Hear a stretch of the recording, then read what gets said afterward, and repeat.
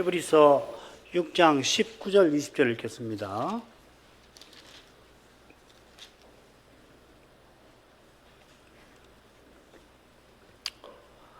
우리가 이 소망이 있는 것은 영혼의 닷 같아서 튼튼하고 견고하여 휘장 안에 들어가나니 그리로 앞서가신 예수께서 멜기세덱의 반차를 조차 영원히 대제사장이 되어 우리를 위하여 들어가셨느니라.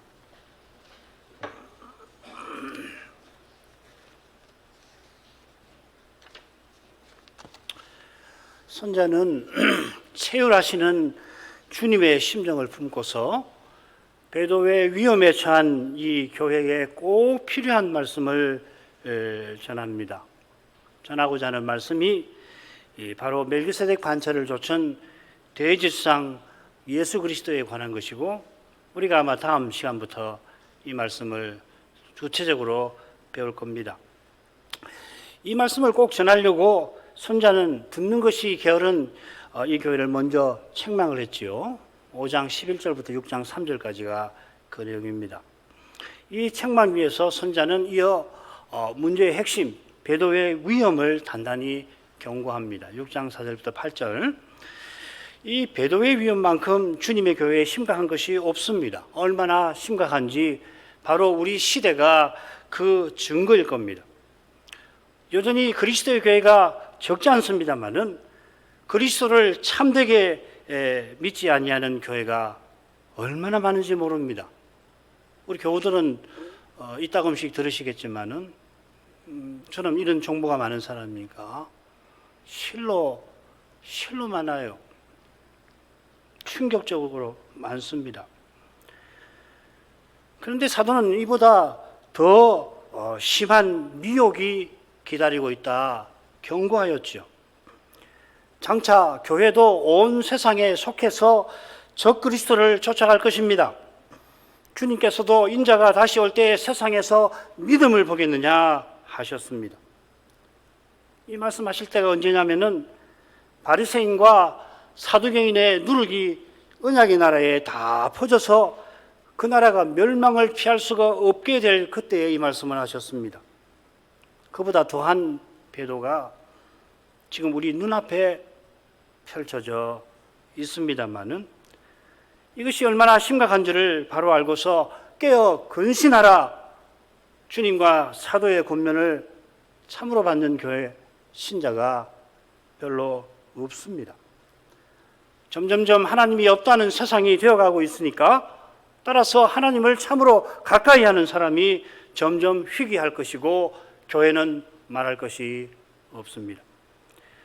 선자는 배도의 위험을 경고한 다음에 서신받는 신자들의 소망을 끝까지 붙들라고 권면합니다. 오늘까지 읽은 말씀 6장 9절부터 20절까지가 그 내용입니다. 선자는 이 서신받는 신자들이 하나님의 사랑을 받은 사실을 들어서 그들의 구원을 확신하는데 아울러서 끝까지 소망의 풍성함을, 확신을 끝까지 붙들라고, 거기에 이르라고 권합니다. 이 소망이라는 말이 이 부분 끝에 나오죠. 오늘 읽은 말씀에도 나오는데 그 표현은 18절에 나옵니다. 지난 시간 이어서 오늘 19절, 20절을 살피려고 합니다만은 그러기 위해서 먼저 18절에서 우리가 지난 시간 미처 살피지 못한 부분을 마저 생각하는 것이 좋을 줄로 합니다. 19절 처음에 소망이 우리에게 있다, 이 소망이 우리에게 있다 하고서 이 소망이라고 했는데 18절에 나온 그 소망이지요. 18절을 다시 읽겠습니다. 이는 하나님이 거짓말하실 수 없는 이 두 가지 변치 못할 사실을 인하여 앞에 있는 소망을 얻으려고 피하여 가는 우리로 큰 안위를 받게 하려 하심이라. 하나님께서 거짓말하실 수 없는 변치 못할 두 가지 사실, 하나님이 약속하신 사실, 그리고 맹세까지 하신 이 두 가지 사실을 인해서 우리가 큰 안위를 받습니다.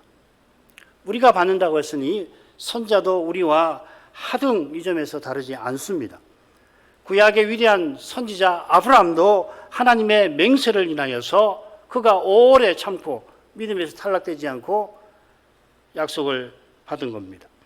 하나님이 맹세까지 하시면서 잘 믿지 못하는 우리보다야 아브라함이 낫다고 해야 되지 않겠습니까마는 본질적으로 우리와 다를 바 없이 잘 믿지 못하던 그런 아브라함을 믿지 않을 수 없게 하셨습니다.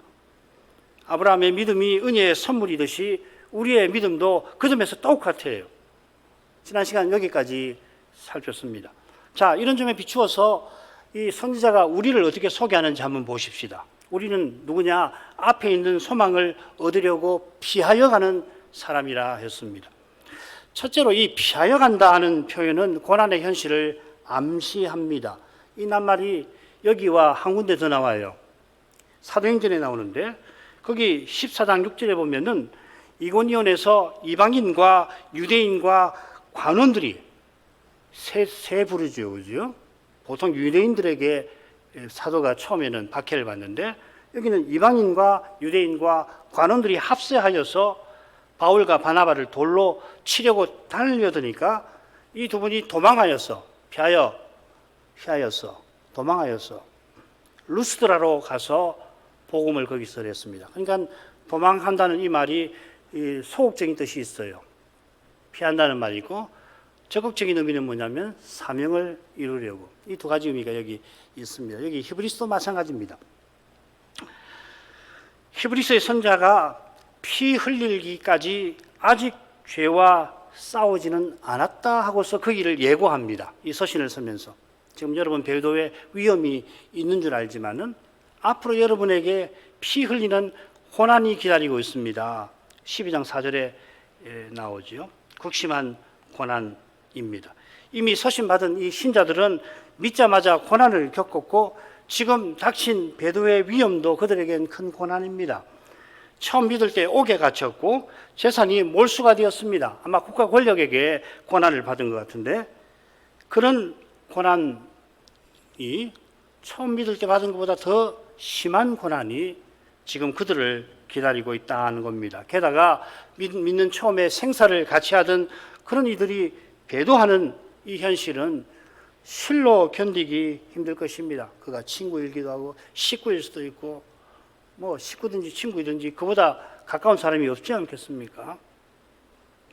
더욱이 배도하는 교회는 사람의 힘과 꾀를 의지하는 터라 이 서신 받는 신자들 가만두지 않아요.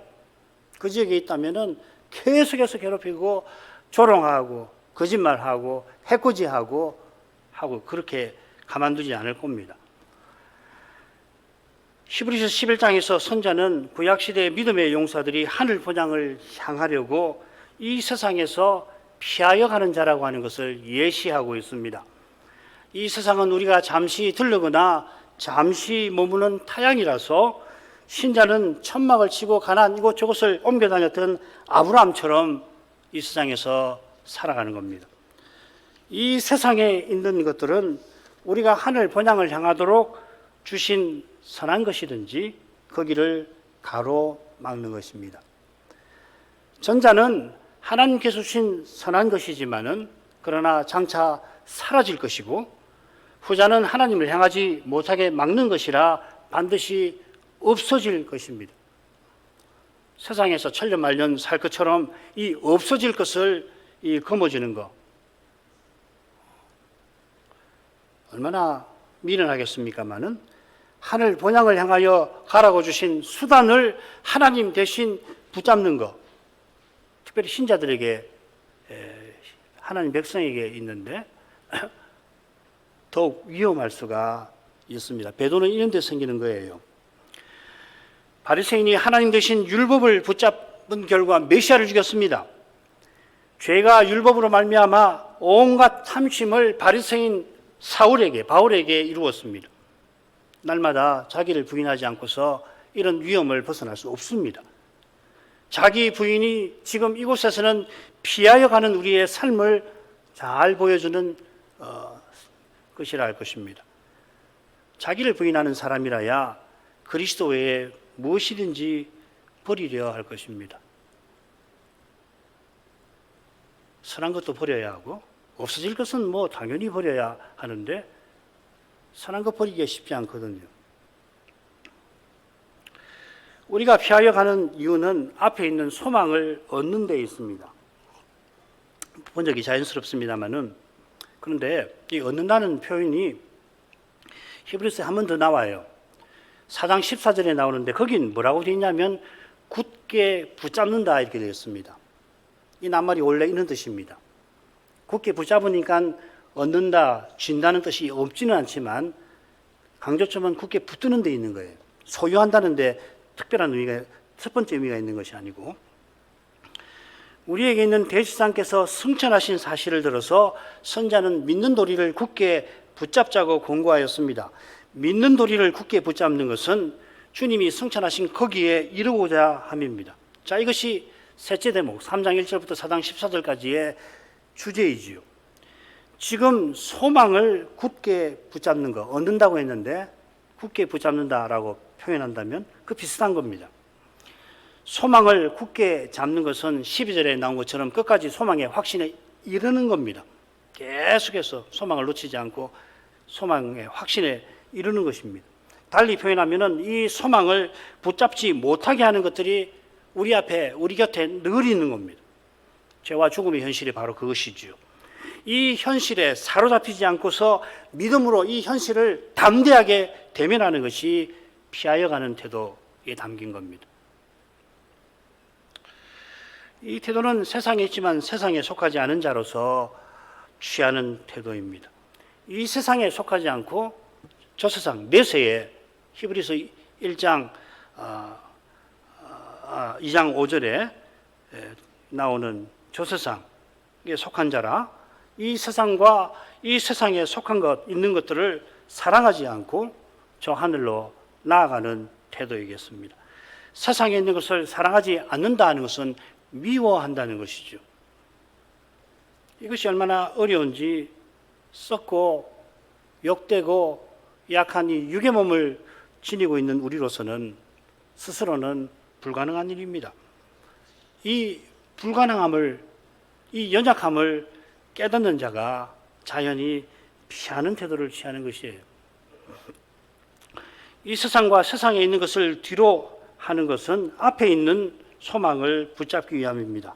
소망이 앞에 있다 했는데 그저 소망하는 것이 시간적으로 앞에 미래에 있다 하는 뜻이 아닙니다. 이 앞에 있다는 말이 히브리서에 두 번 더 나옵니다. 12장 1, 2절에 나오는데 1절에서는 우리 앞에 당한 경주를 경주해야 된다 했습니다.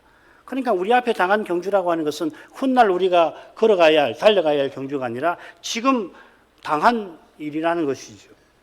이 경주를 경주할 때에 우리는 믿음의 주요 온전케 하시는 인 예수를 바라보아야 하는데 그 이유가 뭐냐면 예수께서 앞에 있는 즐거움을 위하여 십자가를 지신 데 있는 겁니다. 이 즐거움은 십자가 지신 후에 부활로서 누리는 즐거움이겠죠. 그런데 이 즐거움은 올지 안 올지 닥쳐봐야 비로소 하는 그런 즐거움이 아닙니다. 주님께서 십자가를 지신 목적이 이 즐거움에 있고 이 부활을 확신하시면서 주님은 고난을 받으셨습니다. 그처럼 앞에 있는 소망은 그렇게 되었으면 하는 희망이나 더욱이 그럴지도 모르겠다 하는 전망이 아닌 겁니다. 우리의 소망은 그런 게 아니에요. 희망이나 전망 아닙니다. 틀림없는 것이에요. 그러니까 이건 뭐 하나님께서 믿음으로 주셔야 가능한 거지 뭘 살펴가지고서 예수께서 다시 오시겠구나. 틀림없이 오셔서는 그리스도와 같아지게 하시겠구나. 그것도 무슨 수로 그걸 압니까? 그랬으면 좋겠다. 희망은 품을 수가 있겠고 혹시 아주 종교적으로 유능한 사람이라서 그런 전망을 가질 수도 있을지 모르지만 소망은 그것과 다른 것이에요. 이 소망이 이미 하늘에 있습니다. 이게 여러분들이 귀에 못이 박히도록 들은 하나님 나라가 이미 왔다는 그것이죠. 하늘에 있는 그 소망이 바로 19절 20절에 나올 하늘 지성소에 들어가신 그리스도입니다. 바울은 뭐라고 그랬냐면 우리 안에 계신 영광의 소망이라 그리스도를 하늘에 있다고 하는 게 아니고 우리 가운데 계시는 영광의 소망, 영광스러운 소망이시란 말이죠. 이 표현은 장차 우리가 그리스도와 같아진다는 말입니다. 둘째로 이 소망이신 그리스도는 성신으로 우리와 함께 계신다. 그러니까 부활하신 그리스도가 우리의 미래라고 할 수 있고 우리의 미래는 이미 존재하는 거예요. 하늘에. 그래서 우리는 믿음으로 그 하늘에 닿아서 확인을 하는 거예요. 예배가 바로 그 통로입니다. 저 하늘에 육체로 계시고 우리 안에 성신으로 그리스도가 계십니다. 이 소망을 굳게 붙든다는 것은 사실상 그리스도를 믿는 믿는 그리스도를 굳게 붙드는 것과 같은 겁니다. 요컨대 부활하신 그리스도가 아버지를 형제들에게 선포하시는 바로 이 자리에서 소망이 이루어져 가는 것입니다. 자, 이것이 오늘 읽은 말씀에 담긴 교훈일 텐데 19절 20절 다시 읽겠습니다. 우리가 이 소망이 있는 것은 영혼의 닭 같아서 튼튼하고 견고하며 휘장 안에 들어가나니 그리기로 앞서가신 예수께서 멜기세덱 반차를 쫓아 영원히 대지상이 되어 우리를 위하여 들어가셨느니라. 자, 이 말씀을 잘 받기 위해서 한 군데를 제가 부득불 좀 고쳐야 할 것 같아요. 뭐 안 고쳐도 상관없으시면 그냥 두시면 됩니다. 우리가 이 소망이 있는 것은 했는데 그보다는 차라리 우리에게 있는 소망은 이렇게 새기는 게 좋을 것 같아요. 우리에게 이 소망이 있는 그것이 우리에게 영혼의 닭과 같은 것이 아니라 우리에게 있는 그 소망이 영혼의 닭 같다 이렇게 되어 있습니다. 원문을 살려서 번역하면 이렇게 됩니다. 이 소망을 우리가 영혼의 닭으로서 지니고 있다 이렇게 되어 있어요. 그러니까 이게 우리 번역으로는 조금 부자연스럽긴 하니까 차라리 우리에게 있는 소망은 영혼의 닭 같아서 튼튼하고 견고하며 그리고 휘장 안으로 들어가고 있다 이렇게 되어 있는 겁니다. 그러니까 두 가지 이 영혼의 닷으로서의 소망이 두 가지 특징을 갖고 있는 거죠. 영혼의 닷으로서는 튼튼하고 견고한 것이고 또 한 가지 이게 신기한 건데 우리의 소망이 휘장 안으로 들어간다 하는 것입니다. 이 부분을 강조하기 위해서 제가 부득불 고친 거예요. 혹시 한글 성경 읽으면서 나는 늘 이렇게 소망이 휘장 안으로 들어간다고 읽었는데 그러면 상관없어요. 그건 대단히 특이하게 읽으신 건데 우리의 소망이 휘장 안으로 들어간다고 되어 있습니다. 자, 먼저 이 소망을 영혼의 닷으로서 우리가 가지고 있습니다. 이 닷이라고 하는 건 잘 아시죠? 배가 물살에 떠내려가지 않도록 줄에 매어가지고 무거운 쇠등이 또 이 날카롭게 만들어가지고 바위에 걸리도록 그렇게 줄에 매어서 바다에 던져놓는 겁니다. 자, 이것은 히브리서 첫 권면으로 우리를 이끌죠. 히브리서 2장 1절 그러므로 모든 들은 것을 우리가 더욱 간절히 삼갈지니 혹 흘러 떠내려갈까 염려하노라. 여기 흘러 떠내려가는 게 우리 들은 말씀이 떠내려가는 게 아니고 우리 자신이죠. 말씀 듣는 우리가 흘러 떠내려갈까 염려하라 하는 겁니다. 사도의 경고입니다. 우리가 마치 배처럼 물결에 떠밀려서 바다에 침몰할 위험을 경고합니다. 이 위험이 배도의 위험이겠습니다. 자, 이 이미지에 비춰보면은 영혼의 닻이라고 하는 것은 우리가 배도의 물결에 떠밀려가지 않도록 해주는 무엇이겠죠. 이 시작 권면 한가운데서 배도의 위험을 경고했는데 이 권면 마지막 부분에서 이 배도에 떨어지지 아니하는 길을 다시금 보이는 겁니다.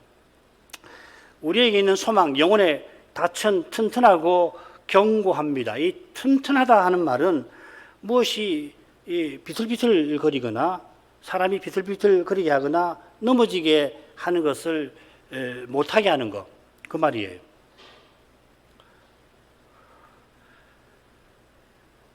이것 말고는 빌립보서에 한 번 나오고 사도행전에 3번이 나오는데 5번 나옵니다. 사도행전이 재미있어요. 모두 소송하는 맥락에서 나옵니다. 소송하거나 판결할 때 확실한 증거를 가리키는 말인데 이 셋은 흥미롭게도 바울을 죽이려 하거나 바울을 불리하게 만들려고 하는 그런 데 나옵니다. 요컨대 영혼의 닻이 튼튼하다는 것은 우리를 배도의 물결에 떠내려가지 못하게 보호해 주는 것, 막아주는 것입니다. 아무리 배도에 강한 물살이 밀어닥쳐도 우리의 소망이 튼튼한 닷과 같아서 작은 배 같은 우리를 속절없이 떠밀려가지 않게 하는 겁니다. 반면에 이 닻이 견고하다는 것은 이 마치 동전의 양면과 같은데 영혼의 닻을 튼튼함과 아울러서 설명하는 것입니다. 결국은 내용 같은데 하나가 밝은 거라면 하나는 어두운 것입니다. 이 표현이 둘째 부분에 이미 나왔습니다. 이 견고하다는 말이 어디 나오냐면 16절에 나와요. 맹세는 저희 모든 다투는 일의 최후 확정이라고 거의 명사로 나왔습니다. 확정이라는 말로 번역이 되어 있습니다. 하나님이 맹세까지 하시며 약속을 하십니다. 요컨대 배도의 물결이 들이닥치는 그때에도 하나님이 친히 우리의 구원을 이루신다는 겁니다. 우리가 구원에서 탈락하지 않도록 보호해 주실 뿐만 아니라 막아 주실 뿐만 아니라 오히려 그 현실을 통해서 우리의 구원을 확정하시고 하나님의 뜻을 확정하시는 거예요. 닻이 견고하면 배가 쳐놓은 그물을 끌어올리기가 쉽지요. 닻을 내릴 때에 일단 거센 물살에 흔들리지 않도록 하는 건데 또 닻을 내려놓고서 그물 작업을 한단 말이죠. 그물을 쳐놨는데 그 끌어올리려면 배가 바로 서 있어야지 흔들리면 안 되잖아요. 그처럼 배도의 물결이 범람하여서 뭐든지 집어 삼킬 것 같은 그런 때에 그 물결을 이길 거룩한 믿음을 나아가서 사명을 이루는 믿음을 말씀과 더불어 주실 것입니다. 주님께서 힘이 약해서 지금 배도의 물결이 온 세상을 덮는 거 아니지 않습니까? 이 현실을 예언하신 주님이 그 예언을 이루고 계셔서 지금 우리 앞에 이 끔찍한 일이 일어나고 있는 것입니다. 사도도 저 그리스도가 저의 때에 나타나게 하려 하여 그리스도가 지금 다스린다 하셨습니다. 저 그리스도가 제 마음대로 나타나지 못하는 것처럼 지금 온 세상에 배도의 물결이 넘실대고 있지만은 주님의 손 안에 있습니다. 주님의 든든한 손에서 아무도 택하신 자를 빼앗아가지 못할 뿐만 아니라 주님의 자비하신 손결이 우리를 저 영광의 목표로 견고히 이끄실 것입니다. 영혼의 닻과 같은 이 소망이 휘장 안에 들어간다 하였습니다. 들어간다는 표현이 20절에 똑같이 쓰였습니다. 예수께서 들어가셨다 이렇게 되었습니다. 번역대로 하자면은 그리스도는 들어가셨고 우리의 소망은 들어가고 있습니다. 얼른 살피면 그리스도께서 들어가셨으니 우리의 소망도 들어갈 거다 교훈하는 것 같습니다. 이렇게 읽으면 자연스럽고 결국 이런 뜻이긴 한데 근데 여러 번 읽으면 읽을수록 소망이 휘장 안으로 들어가고 있다. 이게 뭔 말인가? 그런 생각을 아마 가지신 분들 적지 않으실 것입니다. 자, 우선 18절에 보면 소망은 앞에 있는 겁니다. 19절 상반절에는 앞에 있는 장차 올 이 소망이 우리에게 있긴 있는데 이 말은 우리가 소망한 것을 이미 얻었다는 것보다는 이 소망이 지금 우리에게 영혼의 닭과 같이 있다 하는 말이죠. 19절에서는 이 소망이 휘장 안에 들어간다, 가고 있다 합니다. 휘장은 하늘 성소의 휘장을 가리킵니다. 이 하늘 성소의 기구와 관련해서는 아마도 히브리서 9장에서 8장 혹은 9장에서 더 살피게 될 겁니다. 하늘의 성소가 실체라면 지상 성막은 그림자입니다만은 근데 그 안에 있는 공간이나 기구들을 보면 반드시 1대1로 대응하는 것 같지 않아요. 왜 그 1대1로 대응하지 않나? 이걸 한번 생각을 해보시고 9장에서 8장에서 우리가 공부해 보십시오. 질문을 드려볼게요. 요컨대 하늘 성소는 성막처럼 늘 지성소로 이루어져 있지 않은 것 같아요. 어떤 학자들은 그렇게 설명하기도 합니다. 요한계시록에서. 근데 히브리서를 보면 그런 것 같잖아요. 가령 하늘 성소는 성막과 달리 번제단이 지금은 필요치 않습니다. 그리스도께서 십자가에서 온전한 제사를 단번에 들으셨기 때문에 번제단이 거기 있을 이유가 없지요. 그리스도 오시기 전에는 어땠을까요? 하늘에서는 이거 한번 생각해 보세요. 하여튼 지금은 번제단이 필요 없습니다. 그래서 히브리서도 그렇고 계시록에 단이라는 말이 나올 때에 그 번제단 아닙니다. 향단입니다. 향단은 있어야 되죠, 그죠? 대제사장이 지금 기도하시니까 분향단이 있어야 돼요. 그래서 계시록에 단이 많이 나오는데 그 제단이라고도 번역이 된 게 있었는지 모르겠는데 그 향단이에요.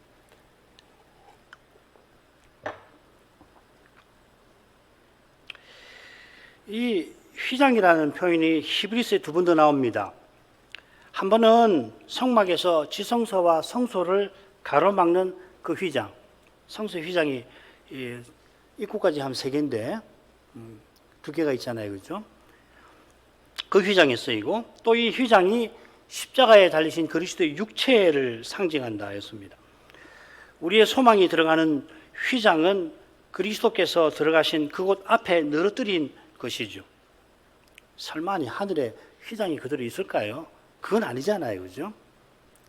그 세계, 신비한 세계를 이해하게 하려고 지금 이런 표현을 쓰는 겁니다.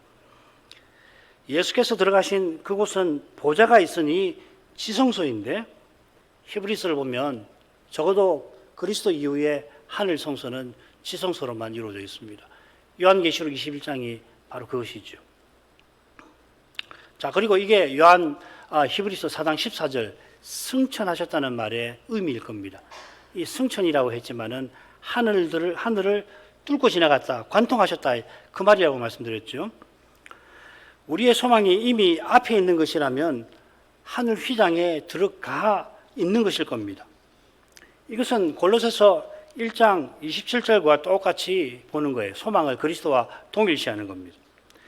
비슷하게 지금 소망이 우리에게 영혼의 닭과 같이 있다고 했는데 그리스도만한 닭이 없지요. 이런 뜻으로라면은 소망이 휘장 안에 들어갔다라고 새겨야 하고 헬라어로는 이렇게 번역을 할 수가 있습니다.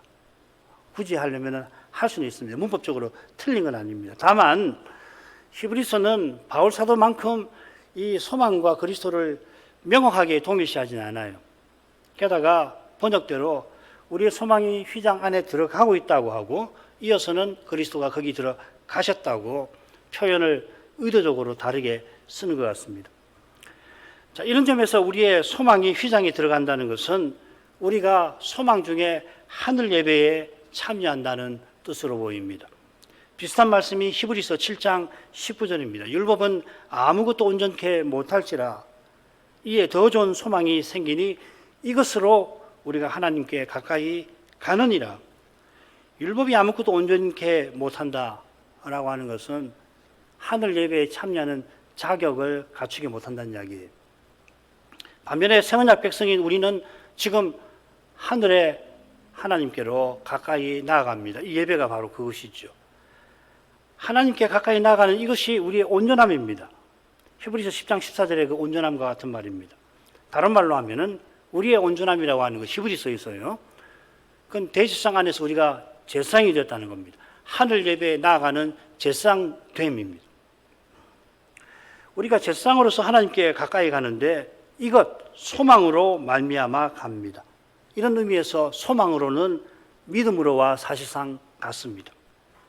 그리스도께서 대제사장이셔서 우리가 그리스도를 통해서 하나님께 나가지 않습니까? 장차 그리스도와 같아지게 하실 것을 바라면서 나아가는 거예요. 지난 주일도 우리가 예배를 드리고 또 다음 주일도 예배를 드리는데 우리는 이 예배를 그저 반복하지는 않습니다. 예배를 드리면서 우리의 마음은 더욱더 그리스도 오실 그날을 향해서 나아가는 겁니다. 마음이 향하는 것만 아니라 그리스도가 그 순간을 향해서 이 약물인 우리를 그리로 이끌어 가시는 거예요. 그래서 예배는 저 하늘 목표로 나아가는 징검다리 돌을 하나씩 놓는 것 같아요.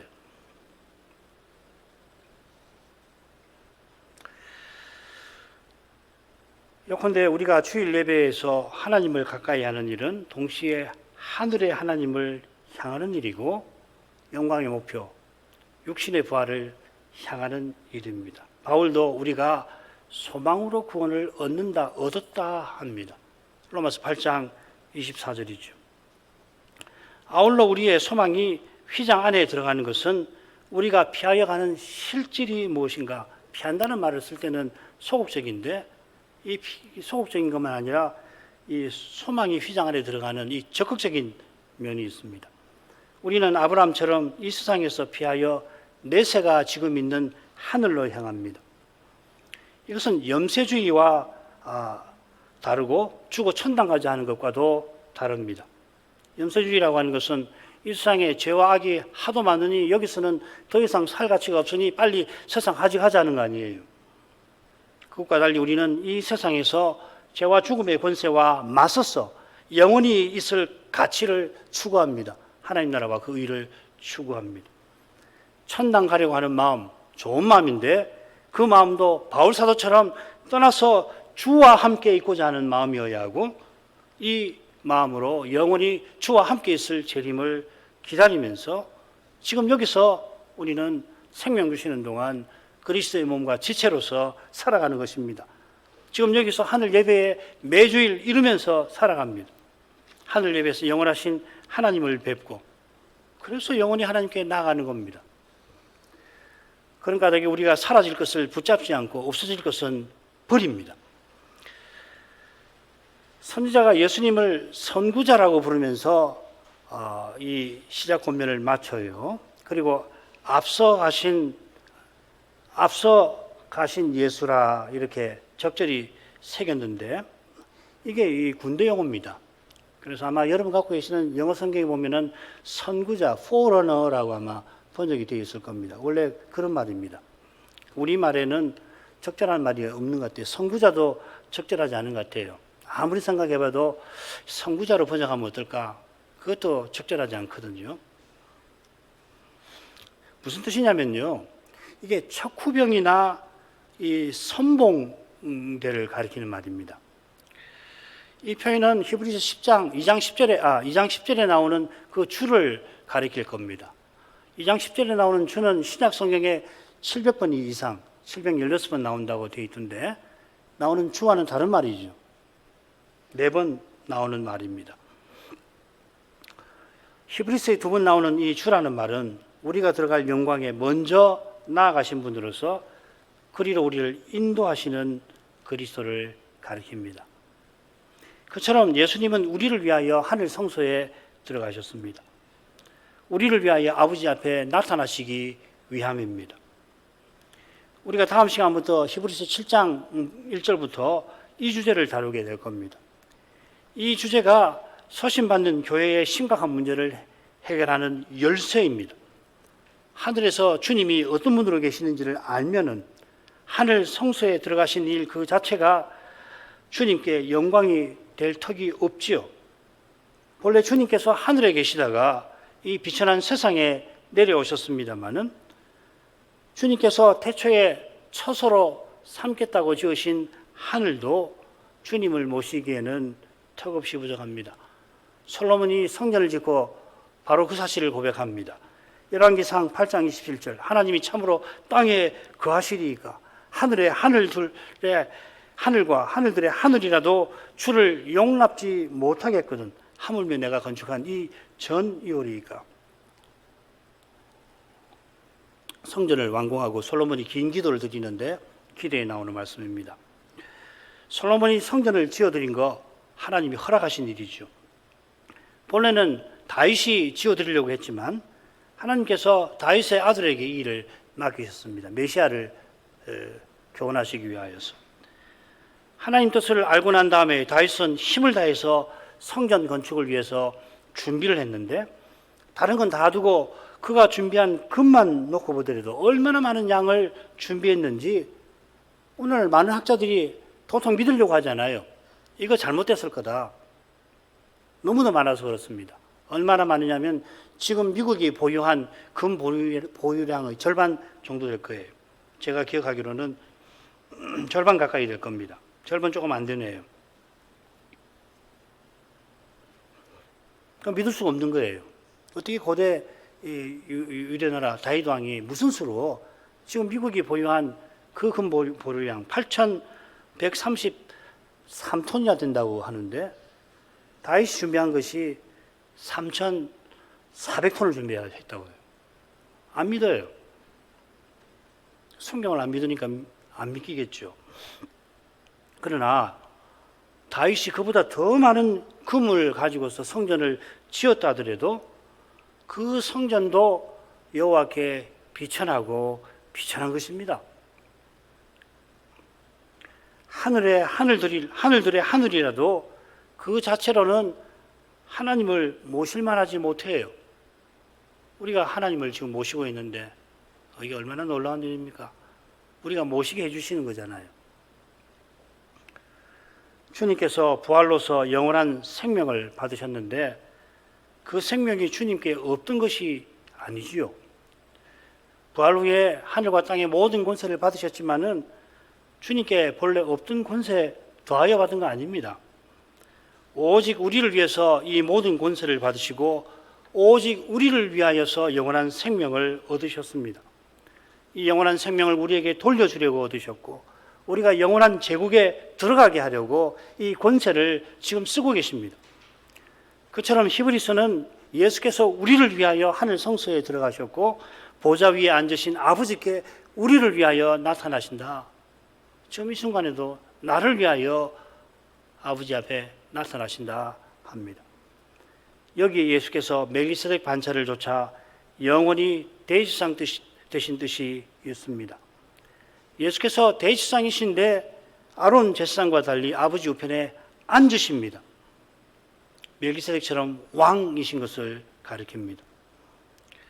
이런 예수께서 대제사장으로서 왕이신데 대제사장으로서 우리를 위해서 기도하시고 아버지께서 친히 자기 원수들을 다 물려쳐 주시길 때까지 기다리신다 했어요. 이게 7장 1절부터 10장 20절까지 처음과 마지막에 나온 핵심적인 내용입니다. 지금 서신받는 교회가 이런 주님을 본받아야만이 배도의 도전을 이깁니다. 우리 시대의 배도를 이기는 길도 다르지 않습니다. 우리 시대의 배도는 히브리서를 받던 한 교회에 들이닥친 것이 아니라 온 세상에 들이닥친 것이니까 우리가 그리스도를 더욱 철저히 본받아야 할 것입니다. 달리 말하면 사람의 힘과 꾀를 조금이라도 의지해서는 안 됩니다.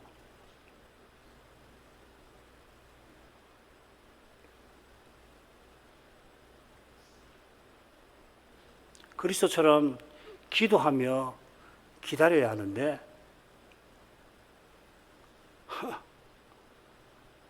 말씀을 전하고 듣는 길밖에 없어요. 못 기다립니다, 사람은. 기도하십시다. 거룩하신 아버지, 맹세로서 그리스도를 영원한 대제사장에 세우셔서 장차 삼위의 영광에 영원히 다가오게 하겠다 하신 약속을 저희로 하여금 믿지 않을 수 없도록 해주십니다. 참된 믿음이 과연 들음에서 나고 들음은 그리스도의 말씀으로 말미암는 것을 고백합니다. 이 진리를 늘 명심하여서 잠시라도 사람의 지혜를 좇지 않게 하옵소서. 그러나 바울도 사도도 도무지 원치 아니하는 그러한 일을 스스로는 하지 않을 수 없는 그것을 고백하였던 것처럼 저희가 그만 사람의 힘으로 하나님의 뜻을 감히 이루려 하는 이런 두려운데 혹 떨어지거나 하나님 뜻보다 세상 행복을 얻으려고 육신의 소욕을 혹 따랐다면 그런데 즉시로 회개할 수 있게 해주옵소서.